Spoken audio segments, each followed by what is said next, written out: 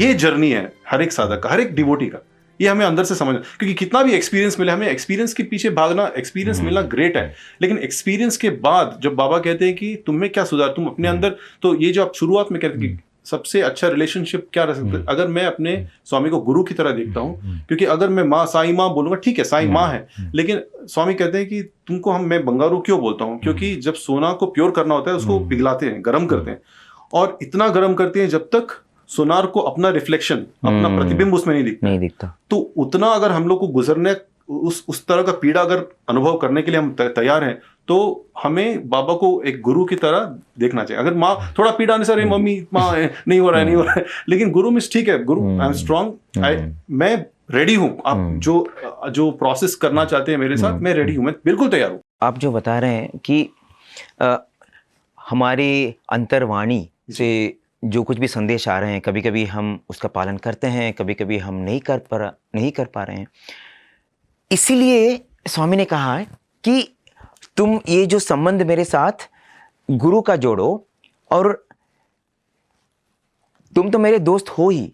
ये गुरु और दोस्त का कॉम्बिनेशन इसलिए इतना इंपॉर्टेंट है क्योंकि जब गुरु एक हमको आदेश देते हैं ना, तो गुरु की आज्ञा का अवहेलना करना तो बहुत ही मुश्किल कार्य है। वो भय रहता है कि गुरुजी ने मुझे ये बताया है, अगर ये नहीं करूँगा तो पता नहीं मेरे जीवन में क्या दुर्घटना हो जाएगा, कि मेरे जीवन के लिए अच्छा है ही नहीं है, बुरा ही होगा अगर मैंने गुरु के आज्ञा का पालन नहीं किया। तो वो जो भय है वो बहुत ही इंपॉर्टेंट है। लेकिन इस भय से हमको गुरु से दूर नहीं लेना चाहिए, इसलिए वो आत्मीयता का, वो बंधुत्व का प्यार होना चाहिए। तो जो भय और भक्ति, ये जो कॉम्बिनेशन है, ये है गोल्डन कॉम्बिनेशन। वो बैलेंस हमको बंगारू बनाने के लिए हमको गोल्डन बनाने के लिए ये गोल्डन कॉम्बिनेशन है। और स्वामी ने कहा है कि अगर तुम जानना चाहते हो कि ऐसे हम कब बन सकते हैं, कैसे बन सकते हैं, इसका एग्जाम्पल कौन है, कौन हमको बता सकता है कि ऐसा रिलेशनशिप संसार में बन सकता है, और ऐसे रिलेशनशिप का सबसे उच्च उदाहरण कौन है, तो स्वामी कहते हैं ऐसे रिलेशनशिप अगर तुम जानना चाहते हो कैसे बनाना है, तो अर्जुन, महाभारत की अर्जुन की चरित्र का अध्ययन करो। कैसे अर्जुन और कृष्ण के बीच रिश्ता कैसा था। हम जो कहते हैं कि नवविध भक्ति है, श्रवणम, मननम, कीर्तनम, विष्णु स्मरणम, अर्चनम, वंदनम, दास्यम, साख्यम आत्मनिवेदनम, जो 9 प्रकार के भगवान के पास जाने का पथ है, विधि है। आत्मनिवेदनम के पहले है साख्यम। सबसे वो शॉर्टकट है, वो आत्मीयता का रिलेशनशिप जो अर्जुन ने कृष्ण के साथ उन्होंने महसूस किया, वो बहुत ही इंपॉर्टेंट है। एक चीज मैं बोलूंगा जरूर, क्योंकि अर्जुन ने भी एक पात्रता कमाया था। अर्जुन का मतलब ही प्योरिटी है। तो एक है कि अगर दोस्ती से हमसे दोस्ती करोगे भगवान से, ठीक है, लेकिन वो पात्रता भी इंपॉर्टेंट है, और उसके तरफ भी हमें correct we have to work. क्योंकि अर्जुन का मतलब प्योरिटी है। एक बार एक्चुअली क्या होता है कि जब एक रामायण में एक एपिसोड है, जब शूर्पणखा आती है ना, तो राम भगवान बस इशारे से बोल देते क्या करना है, वो वेद का कृष्ण लक्ष्मण को बोलते हैं, और लक्ष्मण जाके सीधा नाक जो कटता है और वो इशारे समझ जाते हैं। तो नॉन वर्बल कम्युनिकेशन उस समय था। तो एक डिवोटी ने स्वामी से कहा, स्वामी उस समय तो बिना बोले लोग समझ जाते, हम लोग आजकल तो आप बोलने के बाद भी समझ में नहीं आता स्वामी, तो इसका क्या कारण है? तो स्वामी ने बस एक वर्ड कहा, हमने कहा प्योरिटी। हाँ, अगर तुम प्योर हो ना तो समझ जाओगे, बोलने का भी जरूरत नहीं है। तो ये प्योरिटी बहुत ही इंपॉर्टेंट। और प्योरिटी का लाभ क्या है, हम अर्जुन के चरित्र में देखने को पाते हैं। सबसे प्रेशियस गिफ्ट जो है मानव जाति के लिए, वो है भगवत गीता। और ये गिफ्ट भगवान ने सब भक्तों से, सब मानव जाति से एक ऐसे सोल, एक ऐसे भक्त को दिया जो उनके साथ एक मित्र का संबंध जोड़ लिया था। तो अगर हम भगवान को सच्चे दिल से उनको हमारा मित्र बनाएं तो कल्पना भी हम नहीं कर सकते कि हमारे ऊपर कैसी आशीर्वाद की वर्षा हो सकती है। अर्जुन ने भगवान का विश्व विराट स्वरूप का दर्शन किया और उस दर्शन के बाद अर्जुन ने कहा, हे भगवान, करिष्ये वचनम तव, अब मैं कुछ भी पूछने वाला नहीं हूं। तो ये है भगवान के साथ मित्रता जोड़ने का प्रभाव, मित्रता जोड़ने का लाभ। लेकिन भगवान हमारे मित्र हैं, लेकिन ये हमको नहीं भूलना चाहिए कि वो हमारे गुरु भी हैं। वो माधुर्य होना चाहिए, वो गंभीरता भी होनी चाहिए।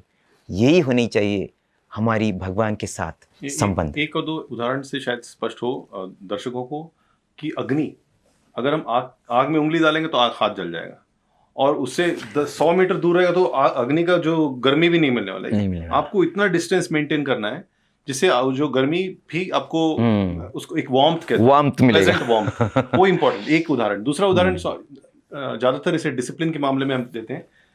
एक स्नेक गॉड करके एक सब्जी है जो ऐसे ऐसे आता है और ऐसे से मुड़ने लगता है, उसको चिचिंडा बोलते हैं हिंदी में, ठीक है। तो उसको सीधा करने के लिए करते हैं, और लोग नीचे में छोटा सा रस्सी बांध के एक पत्थर लटकाते हैं, तो ताकि वो पत्थर के भार से ना वो सब्जी सीधा होके निकले, ठीक है। वो एक, तो अगर वो पत्थर बहुत ही हल्का होगा ना तो उस पे चिचिंडा के ऊपर कोई असर नहीं पड़ने वाला, वो अपना तरह।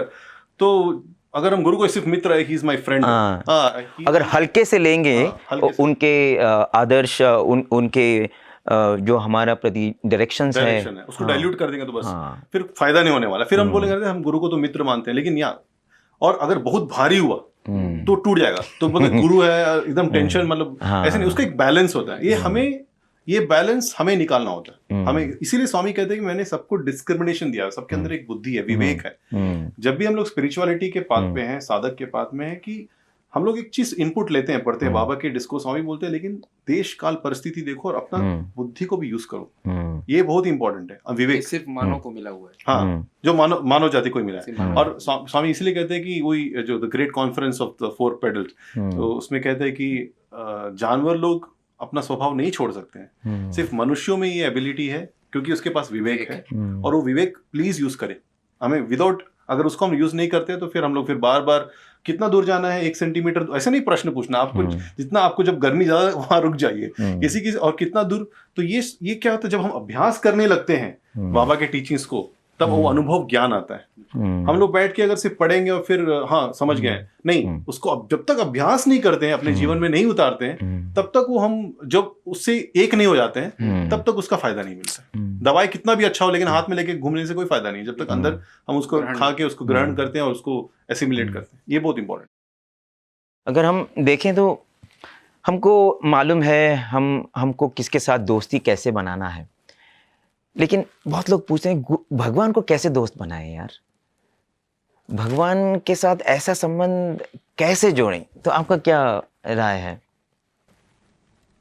कि भगवान, जैसे अभी बता रहे थे आप लोग कि भगवान को मित्र बनाने की जो बात है, तो एक्चुअली खाली जो मित्र वाला अगर हमारा भगवान के साथ रिलेशन रहेगा, बट भगवान भी हमको समय से, क्योंकि भगवान का जो उद्देश्य है, जो मित्र की बात वो करते हैं कि हमारे और तुम्हारे बीच मित्रता का भाव होना चाहिए, लेकिन उनका जो उद्देश्य है वो चाहते हैं कि जिस ध्येय के साथ इस मानव धरा पे भगवान आए हैं उस ध्येय को पूरा करें। वो ध्येय क्या है कि हमारे अंदर एक ट्रांसफॉर्मेशन हो, हम एक अच्छे इंसान बने और जो हम समाज के लिए उपयोगी बने, समाज की हम सेवा करें। तो खाली मित्रता उसमें रहेगी, अनुशासन अगर नहीं रहेगा तो क्या होगा कि कहीं ना कहीं मतलब हमारे अंदर वो चीज़ नहीं आएगी, हम मतलब एक सच्चे राह पर नहीं चलेंगे। हमारे अंदर हमारा जो कैरेक्टर होगा, हमारा जो चरित्र होगा, वैसा नहीं होगा कि जैसा हमको समाज के सामने हमको दिखना चाहिए।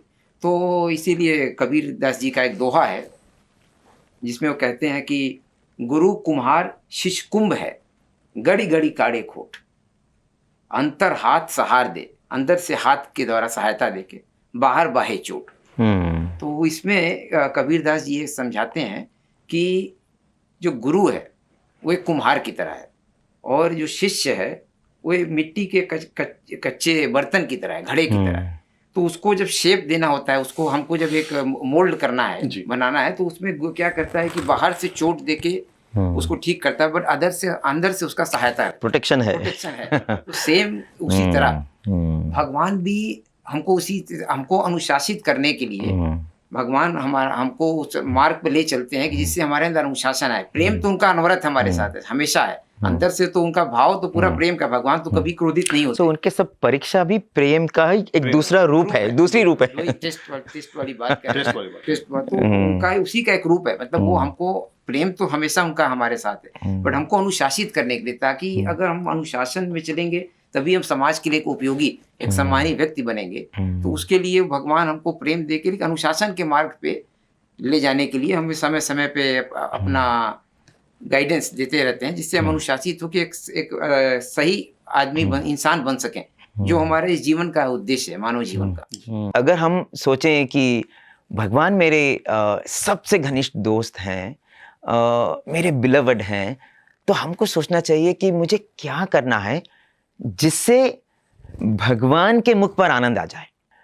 सांसारिक जो दोस्त हैं वो कई बार ये दोस्ती को बनाए रखने के लिए हमको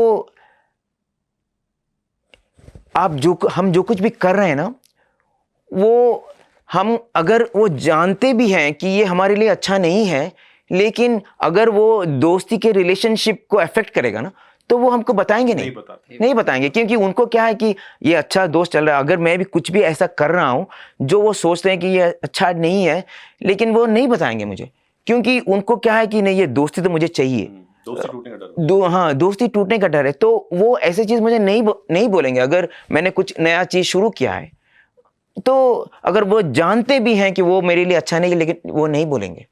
बहुत ही कम दोस्त हैं जो बोलेंगे।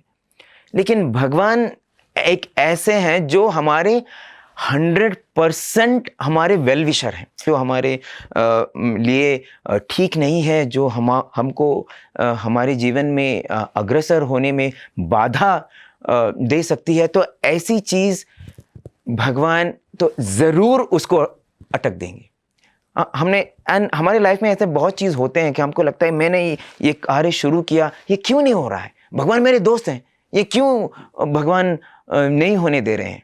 लेकिन भगवान नहीं होने देंगे अगर वो हमारे लिए अच्छा नहीं है, क्योंकि ये एक ऐसे दोस्त हैं जो उनको कभी भय नहीं है कि ये दोस्ती मेरा टूट जाएगा। उनको हमसे कुछ भी एक्सपेक्टेशन नहीं है, उनको हमसे कुछ भी अपेक्षा नहीं है। उनको बस यही चाहिए कि ये बंदा अच्छा हो जाए। तो इसलिए हमको कभी भी वो शंका नहीं होनी चाहिए, कोई भय नहीं होनी चाहिए, वो एप्रीहेंशन नहीं होनी चाहिए कि मैं कैसे भगवान के साथ ये संबंध स्थापित करूं। एक छात्र जो कि भगवान के कॉलेज में नए ज्वाइन हुआ था और ये एक सिटी से आया था, उसके बहुत ही गुण अवगुण थे, तो हॉस्टल में एडजस्ट होने में उसका बहुत टाइम लग रहा था, हॉस्टल के डिसिप्लिन को पालन करने के लिए। वो इतना शरारती था, हॉस्टल में किधर भी कुछ इनडिसिप्लिन एक्ट हुआ तो ये बंदा पहले जाके वार्डन को बोलता था कि ये चीज़ मैंने नहीं किया। तो ऐसा उसका रेपुटेशन था हॉस्टल में सब बच्चों के साथ 2-3 महीने रहने के बाद उसको लगा कि मैं क्यों इतना अलग हूँ, सब बच्चे बहुत ही शांत हैं, मैं क्यों उनके तरह नहीं हूँ। और उसे लगा कि मुझे मेरे जीवन में एक बदलाव लानी चाहिए। जब मैं ये सोचता हूँ, मुझे ये लगता है कि हम बहुत बार ये जो सत्संग है उसका महत्व हम नहीं जानते, क्योंकि हॉस्टल में ये बंदा जब 2-3 महीने दूसरे छात्रों के साथ रहा तो उसका प्रभाव इतना उसके ऊपर पड़ा कि वो सोचने लगा कि मेरे जीवन में एक नई चैप्टर अभी खोलनी है। तो इसलिए स्वामी बार बार कहते हैं कि सत्संग बहुत ही इंपॉर्टेंट है। बाबा कहते हैं ना कि अगर तुम 1 गिलास पानी को 9 गिलास दूध में डाल दोगे तो उस पानी का वैल्यू बढ़ जाता है। वही 1 गिलास दूध को तुम 9 गिलास पानी में डाल दोगे तो उसका वैल्यू घट जाता है। तो सत्संग इसी हाँ, सो सत्संग जैसे बोलते हैं, सत्संगत्वे निसंगत्वम निसंगत्वे निर्मोहत्वम निर्मोहत्वे निश्चलतत्व निश्चलतत्व जीवन मुक्ति सत्संग से शुरू होता है। तो उसने सोचा कि मैं आज से नई पहलू मेरे जीवन में शुरू करता हूँ, लेकिन ये करने के लिए मुझे एक भगवान से संकेत चाहिए। भगवान कैसे भी भगवान को मुझे बतलाना चाहिए कि ठीक है, तुमने आज तक जो कुछ भी किया है वो पास्ट है, वो एक दूसरा जीवन था, सब माफ हो गया है, क्लीन स्लेट। अब तुम एक नए छात्र हो, साई स्टूडेंट हो। लेकिन उसको क्या था कि मुझे कैसे भी भगवान का एक संकेत मिलनी चाहिए। तो स्वामी तब पुट्टपर्ती में थे और ये वृंदावन में था। तो उसने सोचा मैं क्या करूं, तो उसने एक लंबी चिट्ठी लिखी। तो सब कुछ उसने लिख दिया, जो कुछ भी उसने किया था, ऐसे चीज़ जो वो किसी को बतला नहीं सकता, सब कुछ लिख लिया। दिल हल्का हो गया। और स्वामी तो वृंदावन में नहीं थे। अगर स्वामी वृंदावन में होते तो स्वहस्त से स्वामी को वो दे सकता था, लेकिन वो अवसर तो नहीं था। तो उसने उसको लिफाफे में डाला और उसने पोस्ट कर लिया। और सोचा कि अभी पता नहीं स्वामी पढ़ेंगे या नहीं। स्वामी तो सैकड़ों चिट्ठियाँ स्वामी को आते हैं। सो 3-4 दिन के बाद सडनली उसने देखा कि उसके पिताजी आ गए हैं वृंदावन में। तो उसने कहा पापा आप कैसे आ गए वृंदावन? तो पापा ने कहा हाँ मुझे भी मालूम नहीं है, मेरे लिए भी ये सरप्राइज़ है। पापा ने कहा दर्शन ही नहीं, इंटरव्यू भी मिला। तो उसने सोचा कि पापा आपको इंटरव्यू मिला तो आप ऐसे क्यों हैं, स्वामी ने क्या कहा? तो पापा ने कहा स्वामी ने मुझे सब कुछ बोला, तुम्हारे बारे में स्वामी ने मुझे सब कुछ कहा। तुमने स्वामी को चिट्ठी लिखा था। तो ये लड़का ऐसा लगा उसको कि इलेक्ट्रिक शॉक मिला। वो स्वामी को पूछने का, स्वामी तुमने ऐसे कैसे कर लिया स्वामी?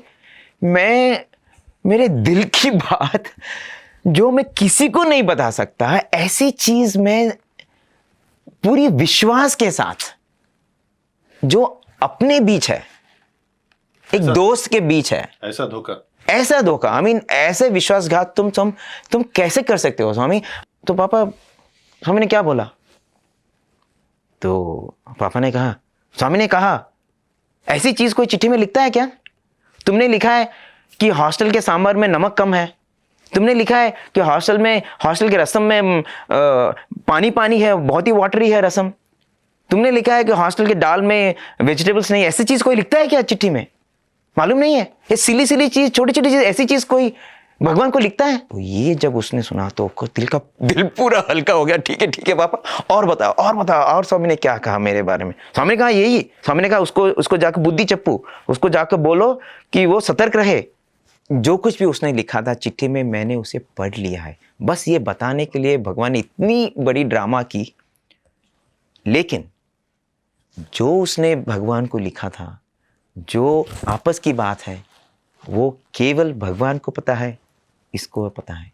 वो कभी भी विश्वासघात नहीं कर सकते, वो कभी भी ऐसे कुछ भी नहीं कर सकते जाकि हमारा सम्मान घट जाए, जाकि हमारा इंसल्ट हो, या हम एक ऐसी स्थिति में आ जाए कि हमारी प्रतिष्ठा चली जाए। ये ऐसी चीज, ऐसा कभी भी नहीं हो सकता। वो बस भगवान हमको नीचे गिराने के लिए हमको ऊपर उठाने के लिए है।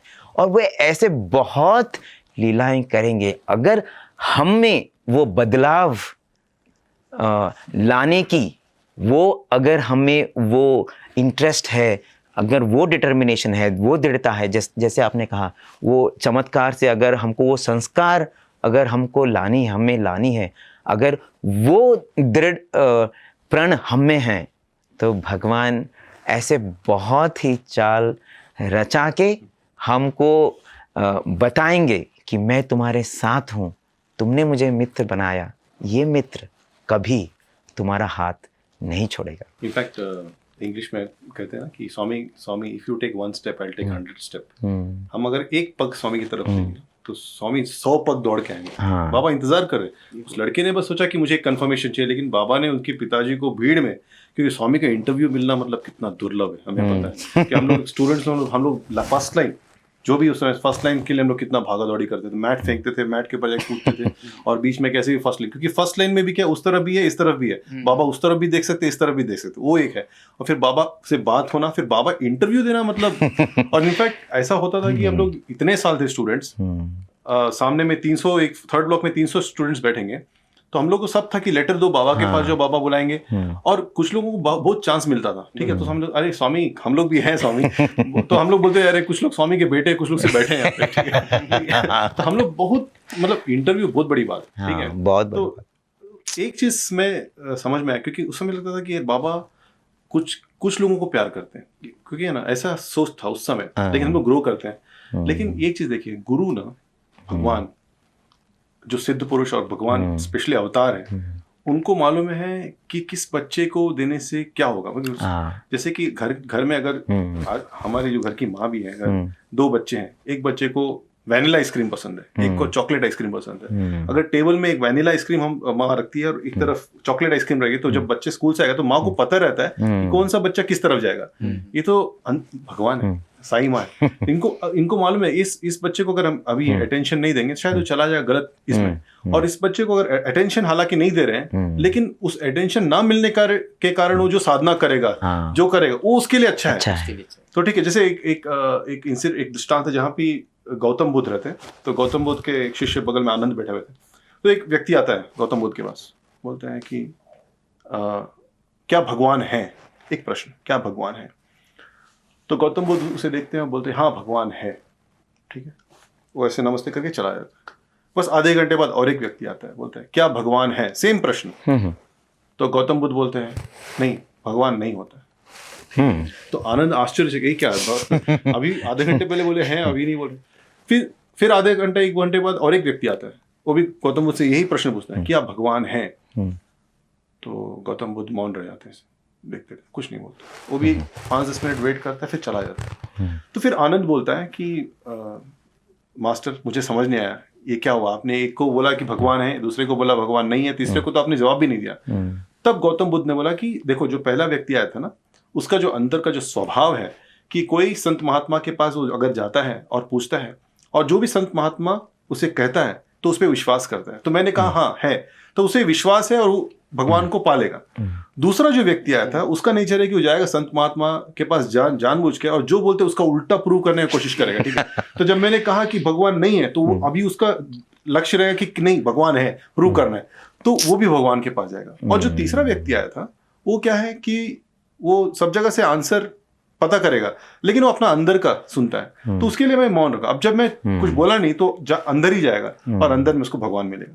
तो अगर बाबा हमें इंटरव्यू देते हैं या बाबा बात किए या बाबा को मालूम है कि किस प्रकार का बिहेवियर है, जिस तरह का व्यवहार करने से उस व्यक्ति के लिए अच्छा है, जो उसके लिए अच्छा है, वही दवाई। एक ही दोपहर के समय एक डॉक्टर के पास 3 पेशेंट आते हैं, लेकिन तीनों को डिफरेंट दवाई दी। इसका मतलब ये नहीं कि डॉक्टर पार्शियल है। जिसको जो सही, इसका पेट दर्द है, जिसको मतलब लंग्स में प्रॉब्लम है, जिसको हार्ट, उसको उसके अनुसार देते हैं। तो ये जो ब्यूटी है ओनली भगवान के पास, हर मर्ज की दवा उनके पास है। हाँ एकदम बिल्कुल। तो उसमें हमने कंपेयर नहीं करना चाहिए। Correct, comparison is not. So एक सांसारिक गुरु, हम जो बोलेंगे वो उतना ही उनको पता होगा, लेकिन जब भगवान हमारे गुरु हैं, तो हम वो बोलने की कुछ जरूरत ही नहीं है, उनको मालूम है क्या चाहिए हमको।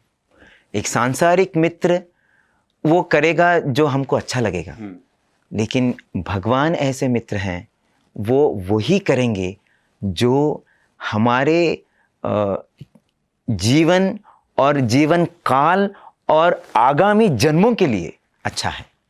तो इसलिए ये जो संबंध है, गुरु पूर्णिमा के अवसर पर इसका हम थोड़ा दिल में सोचना चाहिए, इसका हम गूढ़ तत्व जानने के लिए, इसको जीवन में अनुसरण करने के लिए हमको वो प्रयास करनी चाहिए। जैसे आप मीरा को देखिए, मीराबाई ने क्या कहा कृष्ण को, जो तुम तोड़ो पिया मैं नहीं तोड़ूं, तो सो प्रीत तोड़ कृष्णा कौन संग जोड़ूं, जो तुम तोड़ो पिया मैं नहीं तोड़ूं। उन्होंने कृष्ण को अपनी पिया, अपनी प्यार, अपनी बिलवड ऐसा ही समझा, और क्या कहा कि तुम जो कुछ भी करो मैं ये रिश्ता कभी तोड़ने वाला नहीं हूँ। हम हालांकि कहते हैं younger generations are less patient, उनको ज़्यादा पेशेंस नहीं होता, ऐसा नहीं है। पेशेंस हमारे समय पे भी हम जब यंग थे तो हमें पेशेंस कम था, तो ये पेशेंस संयमता जिसे कहते हैं बहुत ही इंपॉर्टेंट है। और उस समय क्या होता है जब हम गुरु से जब प्रार्थना करते हैं और कनेक्ट करते हैं, जब उत्तर नहीं मिलता है अपेरेंटली, जब भगवान भी मौन रहते, क्योंकि भगवान को भी हम लोग दक्षिणामूर्ति कहते हैं, क्योंकि बहुत कुछ उत्तर अंदर से आता है। बाबा चाहते हैं कि अंदर से अंतर्मुख हो, है ना। तो उस समय ये भी एक गुरु का एक भजन हम लोग गाते थे जब मैं बचपन था। तो नैया लगा दो भव पार मेरे सतगुरु, संग के साथी पार उतर गए, मैं ही बचा एक मझधार मेरे सतगुरु। यानी मेरे जो दोस्त लोग सब पार हो गए, ठीक है, अब मैं यहाँ पे बचा हूँ, प्लीज कुछ करो। लेकिन ये चीज, ये तो उस समय इम्पेशेंटली मजे में हम लोग गा सकते हैं, लेकिन एक चीज है, सब चीज का एक समय होता है। और ये जो पेशेंस है, ये जो अंडरस्टैंडिंग है, जिसे हम कहते हैं समझ बहुत ही इंपॉर्टेंट है। किसी भी साधक, किसी भी शिष्य के माइंड में पेशेंस बहुत इंपॉर्टेंट है। एंड इनफैक्ट एक इंग्लिश में ब्यूटीफुल स्वामी कहते हैं, all that a boy needs, boy it applies for girls also, is the attitude of patience. एक सुंदर घटना याद आ रहा है श्री आदि शंकराचार्य जी के जीवन से। आदि शंकराचार्य जी के 4 शिष्य थे, हस्तमालिका, तोटका, सुरेश्वराचार्य और सुनंदा। 3 शिष्यों का आदि शंकराचार्य जी से ज्ञान प्राप्त करने का तरीका एक तरह था, और सुनंदा जी का पथ कुछ और था। तो हस्तमालिका, तोटका और सुरेश्वराचार्य वो आदि शंकराचार्य जी से जो कुछ भी ज्ञान का पाठ होता था, तो वो दिन रात उसका स्मरण करते थे। बहुत ही आइडियल स्टूडेंट थे, अध्ययन करते थे। लेकिन सुनंदा जी, वे जाके शंकराचार्य जी से उन्होंने कहा कि मुझे बस आपकी सेवा करने का अवसर दीजिए। आपको जो कुछ भी आवश्यकता है, आपको वस्त्रों के धोना, पर्णशाला को साफ सुथरा रखना, आपकी भोजन के लिए जो चाहिए उसका आयोजन करना, जो कुछ भी चाहिए वो सब मैं करूँगा। और ये तो एक क्षण भी पाठ के ऊपर वो ध्यान नहीं दे रहा है। सुनंदा ये कब पढ़ेगा, कब उसको ज्ञान की प्राप्ति होगी, ये कब अपने को कुछ बना पाएगा, ये क्या कर रहा है, अपना समय ऐसे क्यों व्यर्थ कर रहा है। मतलब कॉलेज आ नहीं रहा, हॉस्टल में ही है। हॉस्टल में ही है, छोटे छोटे चीज़ कर रहा है ये। तुम जीवन भर कपड़ा धोते रहोगे, जीवन भर तुम झाड़ू करते रहोगे, तुम्हारे जीवन में क्या होने वाला है। और आदि शंकराचार्य जी से जैसे गुरु तुमको मिले हैं, उनका लाभ उठाओ। तुम क्या कर रहे हो, झाड़ू पोछा कर रहे हो। और एक दिन ऐसा आया कि आदि शंकराचार्य जी सुबह इन 3 शिष्यों को पढ़ा रहे हैं, ये एक और हो रहा है। दूसरी ओर सुनंदा जी गंगा गए हैं, क्योंकि उन्होंने जो कपड़ा गुरु जी के धोए थे वो अभी सूख गए, वो लाने के लिए गंगा गए। अचानक गंगा जी में पानी बढ़ता गया, एक बाढ़ आ गया, और इतनी तीव्र गति से गंगा में पानी उभर कर आ रहा था कि उनको लगा कि पता नहीं वो जीवित भी रह पाएंगे या नहीं, क्योंकि पानी बहुत ही जल्दी ऊपर आ रहा था। तो उनके मन में क्या था कि ये जो गुरु के वस्त्र हैं ये गीला नहीं होने चाहिए। तो उन्होंने इसको अपने सिर पर रख दिया और गुरु की प्रार्थना कर रहे हैं, गुरु की ध्यान कर रहे हैं। और उनके मन में बस एक ही चिंता है कि मैं ये गुरु को वापस दे दूं, गुरु के वस्त्र उनको समर्पण करूं, उसके बाद मुझे जो कुछ भी हो उसका मुझे कुछ परवाह नहीं है। और इसी एक एकाग्र चित्त से उन्होंने गुरु का ध्यान करके गंगा नदी में उन्होंने अपना पैर डाला। और ये कहा जाता है कि जब उन्होंने अपना पैर गंगा जी में डाला, उसी क्षण उसी जगह एक पद्म फूल खिल उठा। जैसे उन्होंने एक पद डाला, फिर से उन्होंने चलने की प्रयत्न की, फिर से और एक कमल खिला। तो जैसे वो चलते गए, कमल खिलते गए, ये दिव्य लीला आदि शंकराचार्य जी और उनके सारे शिष्य उन्होंने देखा। गुरु ने कहा, तुम्हारी भक्ति, तुम्हारी ये जो प्रपत्ति है, ये आज एक ऐसी चरण सीमा पर पहुंच गया है कि तुमने संपूर्ण शरणागति का लाभ, संपूर्ण शरणागति का जो सुंदर फल होता है वो तुम्हें आज मिल गया है। आदि शंकराचार्य जी ने उनके सिर पर हाथ रखा और ये कहा जाता है कि नेक्स्ट सेकंड सुनंदा जी के मुख से ज्ञान की एक गंगा शुरू हो गया। वो ऐसे ऐसे श्लोक, ऐसे ऐसे शब्द, ऐसे ऐसे पंक्ति, ऐसे ऐसे शास्त्र उनके मुख से निकलते गए कि ये जो 3 बाकी के छात्र थे उन्होंने इतनी अध्ययन की थी लेकिन उनको कुछ भी मालूम नहीं पड़ रहा था कि ये क्या बोल रहे हैं सुनंदा जी। उनकी भक्ति की चरण सीमा उनको ज्ञान की चरण सीमा तक ले गया था। उनकी शरणागति इतनी उच्च स्तर का था कि ऐसा कोई भी चीज नहीं था जो अब उनके हाथ में मुमकिन नहीं था। तो ये है गुरु की कृपा, ये है गुरु के साथ वो अनोखा संबंध जोड़ने का महत्व। अगर हमको कुछ भी चाहिए ज़िंदगी में, अगर हमको जीवन में खुश रहने के लिए सांसारिक चीज़ें हों या आध्यात्मिक शक्तियां हों, सब कुछ मिल सकता है।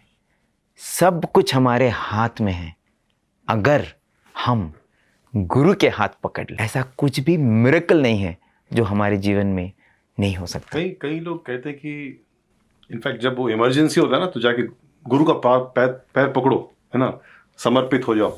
लेकिन हमें एक्चुअली स्वामी भी कहते हैं कि अगर तुम मेरे कहे हुए संदेशों को अपने जीवन में अनुसरण करोगे तो तुम्हारे लाइफ में इमरजेंसी नाम का चीज नहीं होगा। तो ऐसा नहीं होगा अरे भगवान बचाओ बचाओ, ऐसा नहीं, क्योंकि ऐसे सिचुएशन आएगा ही नहीं, इमरजेंसी आएगा ही नहीं। एक्चुअली इसलिए कहते हैं कि पाद सेवा, रियल पाद सेवा, लोग सोचते हैं कि पाद सेवा मतलब जाके गुरु का पैर दबाओ, वो मिलना बहुत ही ग्रेट चांस अपॉर्चुनिटी है।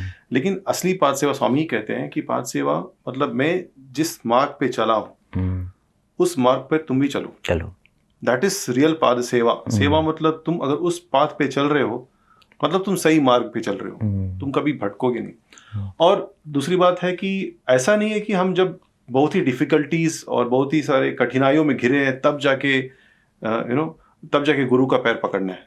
ऐसा मतलब उस समय तक, उस सिचुएशन तक हमें वेट करने की जरूरत नहीं है। डे टू डे स्वामी कहते हैं कि अब जैसे कृष्ण को अर्जुन का सनातन सारथी बोलते हैं, सारथी जो ड्राइवर है, ठीक है। तो हमारे हार्ट में, हृदय में जो स्वामी कहते हैं कि तुम्हारा गुरु तुम्हारे हृदय में है, उसको ड्राइविंग सीट दो और तुम उसे फॉलो करो, ना कि तुम अपने माइंड को ड्राइविंग सीट दो। ये बहुत ही इंपॉर्टेंट है। और जो भी तुम्हारे दिल में जो भी प्रॉब्लम्स है, जो भी तुम साझा करना चाहते हो, तुम अंदर बात करो डे टू डे। अगर तुम आज सुबह उठ रहे हो तो स्वामी आज के दिन के लिए धन्यवाद, और आज ये करना चाहता हूँ, प्लीज मुझे गाइड करो। एक कन्वर्सेशन, जिसे हम डे टू डे कन्वर्सेशन कहते हैं, हर एक स्टेप में भगवान को इन्वॉल्व करो, अपने अंतर्यामी को इन्वॉल्व करो। और कभी कभी जो अंदर से एक आंसर आता है, और भगवान ऐसे है कि साईं बाबा तुम्हारे हजारों हाथ, बाबा एक फॉर्म तक सीमित नहीं है, बाबा सब जगह है। तो बाबा जैसे दत्तात्रेय के 24 गुरु थे, 24 गुरु कहते हैं, जल को भी गुरु, जल से ह्यूमिलिटी उन्होंने सीखा। वैसे अगर वो दृष्टांत रहा, हमारा देखने का वो नजरिया रहा, तो हमें सब जगह से संदेश मिलेंगे, क्योंकि सभी कुछ, एक सिचुएशन भी गॉड है, सिचुएशन भी गुरु है। तो ये हमें हमेशा याद रखना चाहिए। और कृष्ण इतने प्यार से बोलते हैं कि माँ शुचा, मतलब माँ सर्वधर्मान परित्यज्य मामेकम शरणम व्रज अहम त्वाम सर्व पापेभ्यो मोक्ष इष्यामि माँ शुचा। मतलब दुखी मत रहो, यू डोंट, तुम बस सरेंडर करो, तुम मेरे पे शरणागत हो जाओगे, सब कुछ मैं देख लूंगा। लेकिन वो शरणागति, जैसे पद्मपाद ने जो सिचुएशन आया था, वो भी एक टेस्ट था। लेकिन देखिए, टेस्ट के मामले में एक कहावत कहते हैं कि एक बार स्वामी के सामने एक स्टूडेंट स्पीच दे रहा था और बोला कि टेस्ट इज हिज टेस्ट, स्वामी का टेस्ट करना ही उनका टेस्ट है। तो स्वामी ने शाम को इंटरव्यू में कुछ स्टूडेंट्स लोग को बुलाया था। स्वामी ने कहा कि सुबह जो लड़का स्पीच दिया बहुत अच्छा था, हाँ, लेकिन उसने कहा कि टेस्ट मेरा टेस्ट है, लेकिन तुम्हें पता रहना चाहिए कि टेस्ट में करता क्यों। टेस्ट में इसलिए नहीं करता हूं क्योंकि मुझे पता नहीं कि तुम किस स्तर पर हो, क्योंकि मैं अंतर्यामी हूं, मुझे मालूम है कि कौन क्या है, पर तुम्हें मालूम है कि तुम्हें कितना भक्ति है, तुम कितने आगे, ये तुम्हें जानने के लिए कि तुम किस स्तर पर हो मैं टेस्ट देता हूं। तो और एक बात है, कुछ लोग जब भी जीवन में कुछ कठिनाई आते तो हम लोग तुरंत कंप्लेन करना शुरू करते हैं कि ये क्यों बाबा, ऐसे क्यों हो रहा है हमारे जीवन में। तो बाबा कहते हैं कि जब लाइफ में कठिनाई आते हैं, देखिए जब भी फाइनल एग्जाम आता है ना, एग्जाम के बाद क्या होता है, प्रमोशन होता है। तो यू शुड बी थैंकफुल, अरे भगवान कष्ट आ रहा है मतलब आगे प्रमोशन है। अगर ये हमारा एटीट्यूड रहा ना, तो चैलेंजेस जब आते हैं हमारे ऊपर तो उसे हम पॉजिटिवली अगर लेंगे, ये नहीं कि भगवान हमें पनिश कर रहे हैं, ये इस एटीट्यूड में नहीं कि हमारे अच्छे के लिए और हमें स्ट्रांग बना रहा है, तो हम आगे तभी हम ग्रो कर पाएंगे। ये बहुत ही इंपॉर्टेंट है, और इसके लिए संयम शक्ति बहुत इंपॉर्टेंट, संयम और विश्वास। जैसे बाबा शिरडी बाबा कहते हैं, श्रद्धा सबूरी और सबूरी दोनों का होना बहुत ही अनिवार्य है।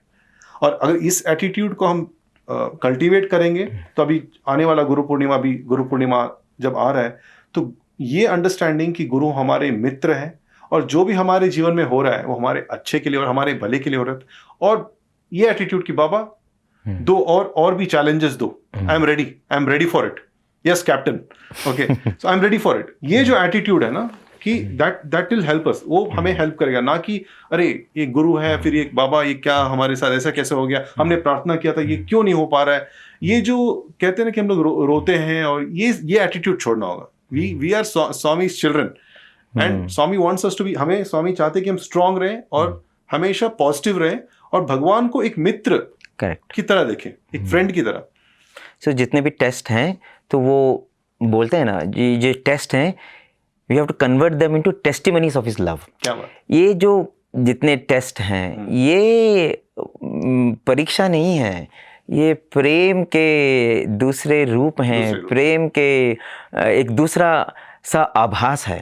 तो उसका हमें मजा लेना पड़ेगा। और देखिए, अब जब आप टेस्ट से उत्तीर्ण होकर निकलते हैं ना, तो एक कॉन्फिडेंस आता है, सेल्फ कॉन्फिडेंस निकलता है अंदर। स्वामी कहते हैं सेल्फ कॉन्फिडेंस और सेल्फ रेस्पेक्ट बहुत इंपॉर्टेंट है तुम्हें आगे बढ़ना है। तो ये इसमें भी उनका प्रेम ही है। ऐसा कुछ भी प्रॉब्लम नहीं है जो हमारे गुरु हमारे भगवान उसका हल नहीं कर सकते। तो इसलिए हमको वो सोचना चाहिए कि जैसे बोलते हैं हम जब भी कोई प्रॉब्लम आता है तो हम बोलते हैं ना, oh God I have a big problem. तो हमको ये कहना चाहिए कि oh problem I have a big God, कि ये मुसीबत ये तो कुछ भी नहीं है। अगर तुमको पता नहीं है मेरे दोस्त क्या क्या कर सकता है, तुमको पता ही नहीं है कि मेरा भगवान क्या क्या नहीं कर सकता। अगर जब तुम भगवान को बोल दोगे कि भगवान तुम मेरे मित्र हो, तो भगवान बोलते हैं तो मैं तुम्हारा सारथी हूं। साई बिना जीना क्या है, साई बिना जीना क्या है, साई चरण सुखदाई मन। उनके साथ हमारा जीवन हर समय हर तरह कंप्लीट है। उनके साथ हमारे जीवन में कभी भी किसी भी तरह की जो बोलते हैं लोनलीनेस, डिप्रेशन, सूनापन, ये कभी भी नहीं हो सकता, क्योंकि ये एक ऐसी दोस्त हैं जो जानते हैं हमारे दिल को किस समय किस प्रकार की सुख चाहिए, और वो प्रदान करके ही रहेंगे। स्वामी मेरे साथ हैं, मेरे मित्र मेरे साथ हैं, मेरी जिंदगी सदा खुशहाली से, आनंद से, प्रेरणा से भरकर ही रहेगी। ये जो संबंध है गुरु के साथ मित्रता जोड़ने का जो संबंध है, इसको हम दृढ़ करें। इस गुरु पूर्णिमा का अवसर हमारे हाथ से न छूट जाए। इस गुरु पूर्णिमा के अवसर पर हम ये जाके भगवान को कहें कि भगवान आप ही मेरे जीवन के सब कुछ हो, आप मेरे गुरु हो, आप मेरे मित्र हो, आपसे मुझे इतना गहरा प्यार है कि मैं बता ही नहीं सकता। और इस प्यार के लिए मैं कुछ भी करने के लिए तैयार हूँ, और इस प्यार मुझे आत्म साक्षात्कार की ओर ले जाएगा। यही मेरी विनती है, और इस भाव के साथ हम आप सबसे विदाई लेते हैं। हमारे साथ इतने समय हमारे साथ रहने के लिए आप सबको हमारा सप्रेम साईं राम, हमारा कृतज्ञता। Thank you so much Sai Ram.